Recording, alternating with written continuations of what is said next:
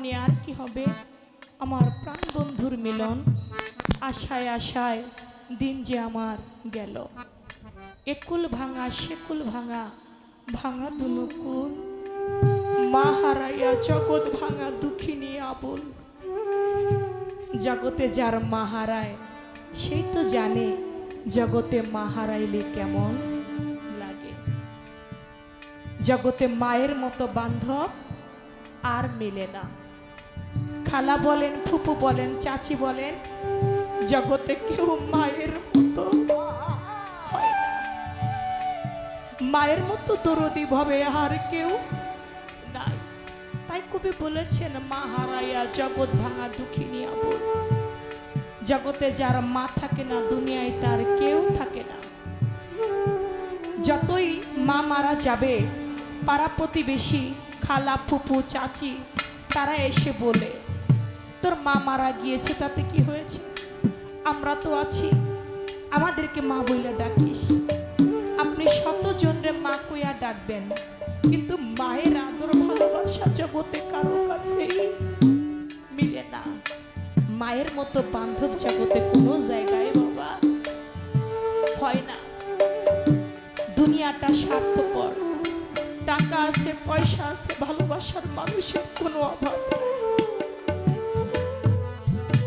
যখন টাকা থাকে না, যখন পয়সা থাকে না, ওই মুহূর্তে বোঝা যায় জগতে কে আপন আর কে পর। কয়েকদিন আগেও আপনারা জানেন, আমাদের ফরিদপুরে দৌলতদিয়া, রাজবাড়ির দৌলতদিয়া ঘাটের মধ্যে মা একটা বাস নদীর মধ্যে পড়ে গেল। নদীর মধ্যে পড়ে গেছে, একটা ছোট্ট বাচ্চা সাঁতার কাটতে কাটতে কিনারায় উঠে আসছে। সাংবাদিকরা জিজ্ঞেস করে, এত মানুষের মধ্যে তুমি ছোট্ট একটা মানুষ, তুমি কেমন করে উঠে আসলা? বলে, আমার দুঃখিনী মা, আমার জনম দুঃখিনী, নিজের জীবনের চিন্তা করে না, আমার বাসের জানালা দিয়া বের করে দিয়েছে, তাই তুই আমি বেঁচে আছি, বেঁচে আছি রে ভাই। আমার মা আমাকে পাশের জানালা দিয়ে বের করে দিয়েছে, কিন্তু আমার মা বের হইতে পারে না। সন্তানের জীবন বাঁচিয়ে দিয়ে মা চলে যায় আপন দেশে। কয়েকদিন আগেও ফেসবুকের মধ্যে দেখলাম ইন্ডিয়ার মধ্যে একটা ঘটনা। ছোট্ট একটা বাচ্চা, নৌকাটা ডুবে গেছে, বুকের মধ্যে মা সন্তানকে জড়ায় ধরে রাখছে। সন্তানও নাই, মাও নাই, বুকের উপরে সন্তান।